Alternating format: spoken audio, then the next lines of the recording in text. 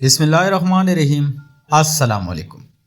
دلہن نکاح سے قبل قتل کر دی گئی تھی اور پولیس قاتل کی تلاش میں تھی۔ ٹوبہ ٹیکسنگ میں جنگ روڈ پر ایک محلہ اقبال نگر واقع ہے۔ اسی محلے میں رانا اقرار رہتے تھے۔ شہر سے لگی ہوئی رانا اقرار کی زرخیز زمین تھی۔ رانا اقرار نے اس خطے پر بورنگ کر رکھی تھی، ساتھ ہی امرود، انولا، نیمو جیسے پھلدار درخت بھی لگا رکھے تھے۔ باقی کی جو خالی زمین تھی اس پر وہ موسمی سبزیوں کی پیداوار کرتے تھے۔ رانا اقرار کے کنبے میں بیگم اقرار کے علاوہ 2 افوزیہ اور سارا نامی 3 لڑکیاں اور اکلوتا بیٹا ساحر تھا۔ بھائی بہنوں میں فوزیہ سب سے چھوٹی تھی۔ تینوں بیٹیوں کی دھیان بھی رکھتے ہوئے انہوں نے بچت کرنا شروع کر دی تھی۔ انہوں نے بینک میں کھاتے کھلوائے تو نیشنل بینک کی میرج پالیسی بھی لی۔ اس کا ثمر یہ ملا کہ جب شادی کے قابل ہوئی تب رانا اقرار کے ہاتھ میں موٹی رقم تھی۔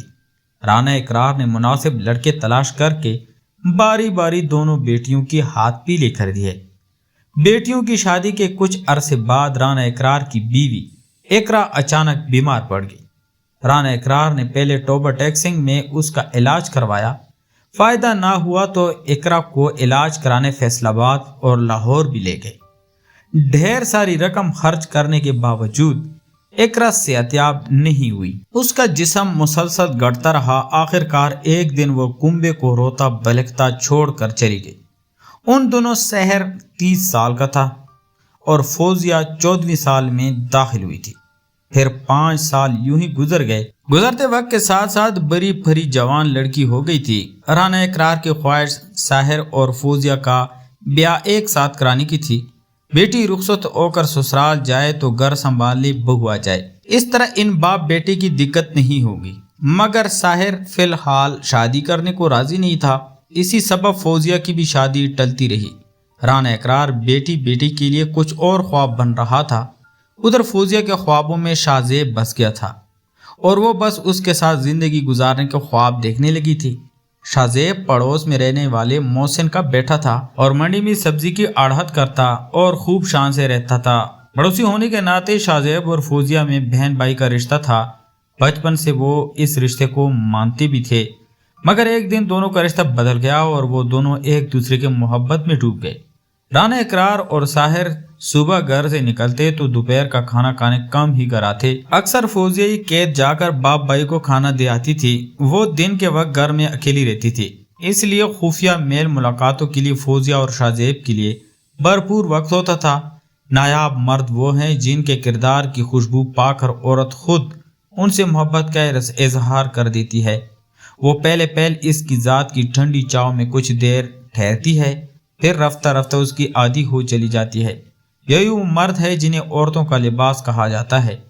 نایاب عورت ہمیشہ نایاب مرد کا انتخاب کرتی ہے۔ یوں تو شاہ زیب کا فوزیہ سے ملنے آنا محلے والوں کے لیے شک کی بنیاد نہیں تھا، لیکن جب دروازہ اندر سے بند ہونے لگا تب پڑوسیوں کی پیشانی پر شکنیں پڑنے لگی۔ پہلے اڑوس پڑوس میں چرچا ہوا، اس کے بعد ایک بزرگ نے رانا اقرار کے کانوں میں یہ بات ڈال دی۔ اس کے بعد ساحر کو جب یہ بات پتہ چلی تو اس کا خون کھول اٹھا۔ وہ اسی وقت شاہ زیب کی چمڑی ادھیڑ دینا چاہتا تھا، مگر رانا اقرار نے دنیا داری سمجھا کر اسے روک لیا۔ بیٹا جوش سے نہیں ہوش سے کام لو، اس نے بیٹے کو سمجھاتے ہوئے کہا۔ مار پیٹ کرو گے تو ہنگامہ ہوگا اور ایسا ہونے پر بدنام ہماری فوزیہ ہوگی۔ تم چپ چاپ رہو، میں فوزیہ سے بات کروں گا۔ ساحر خون کے گھونٹ پی کر رہ گیا۔ اسی شام کو رانا اقرار نے فوزیہ سے اس کے اور شاہ زیب کے سلسلے میں بات کی تو وہ صاف مکر گئی۔ فوزیہ شاہ زیب سے پیار تو کرتی تھی مگر گھر والوں کا لحاظ بھی تھا، اس لیے اس دن بعد وہ محبوب سے میل ملاقات میں احتیاط برتنے لگی۔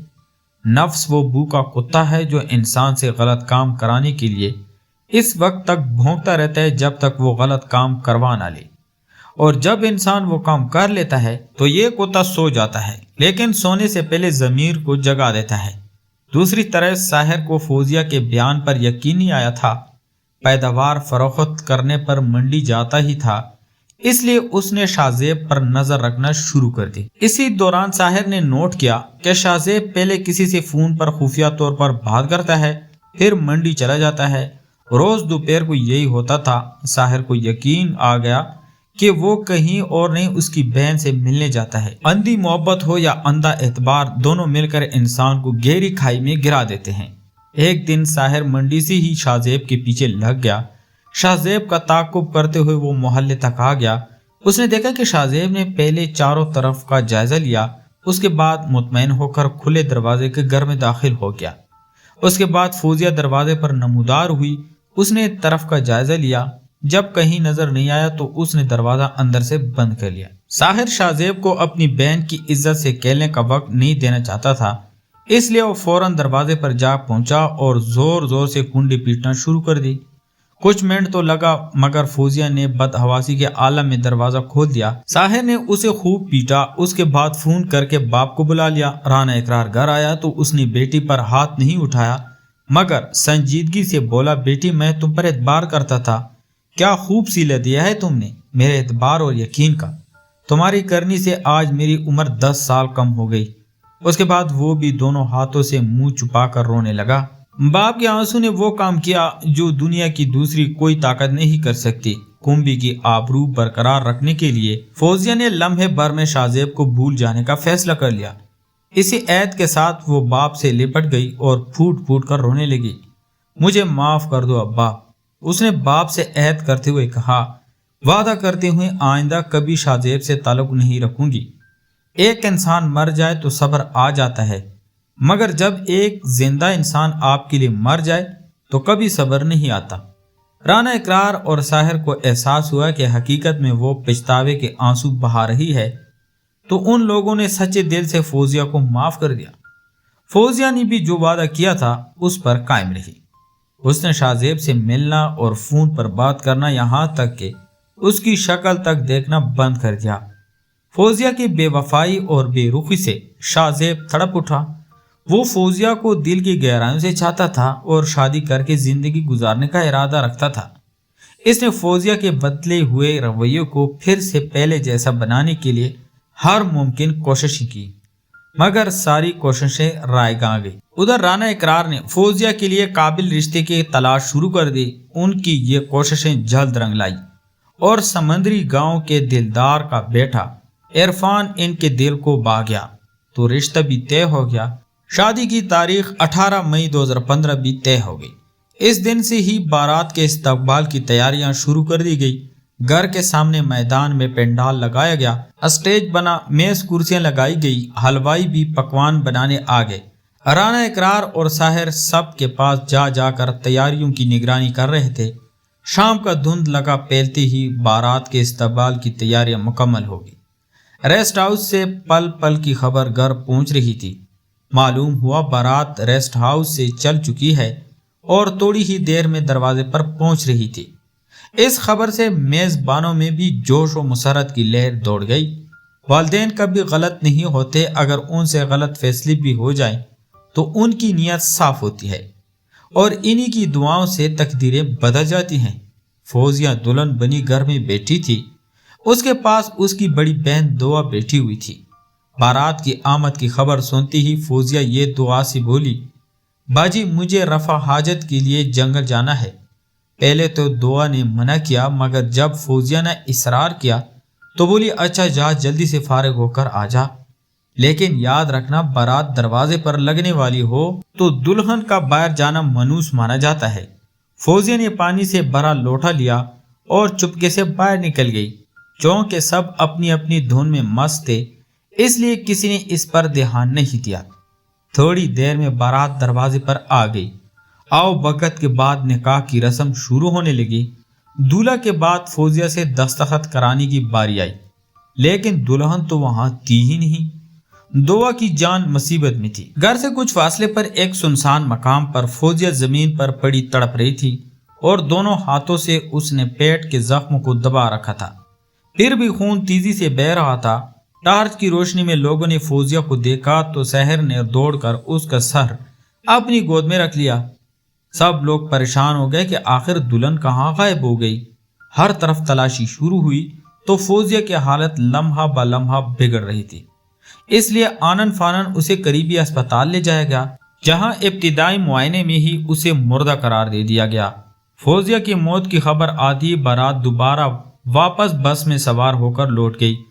बगैर दुल्हन के हादसे की इत्तला पुलिस को दे दी गई तो मिनटों में इलाकाई थाना सिविल लाइन के इंचार्ज इंस्पेक्टर रहील माबदीगर पुलिस वालों के साथ मौके पर पहुंच गए। फौजिया की लाश कब्जे में लेकर उसे पोस्टमार्टम के लिए भेज दिया गया। सब हैरान थे, आखिर दुल्हन को किसने और क्यों मारा। बाप और भाई ने दुआ को भी बहुत कोसा, जिसने बहन को अकेले बाहर जाने दिया। किसी का भी ज़हन इस सानिया को कबूल करने को तैयार न था। जहां कुछ लम्हे कबल खुशियां थी, अब वहां मातम हो रहा था।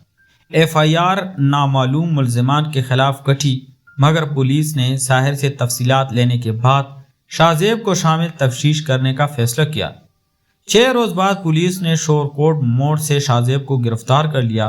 उससे पूछताछ की गई।